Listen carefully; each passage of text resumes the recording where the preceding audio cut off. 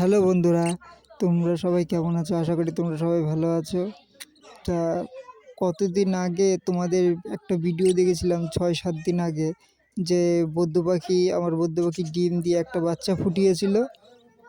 আজকে হঠাৎ দেখি যে ৩টে ডিম ফুটিয়েছে, ফুটিয়ে বাচ্চা বড়ও হয়ে গেছে ৩টে, আর এখনও একটা না দুটো যেন ডিম আছে। দেখলাম সামনের দিকে একটা ডিম আছে, ওটা আর কি দিতে পারছে না ওদের জন্য। এখন তো ঠান্ডা পড়ে গেছে, তোমরা তো জানোই ওদের খুব কষ্ট হয় ঠান্ডাতে ডিম ফোটানোয়। আর পাশের খোপে বাচ্চা বড় হয়ে গেছে, ওরা আবার একটা ডিম দিয়েছে। এই ২-৩ দিনের মধ্যে ওরা ৪-৫টা ডিম দিয়ে দেবে।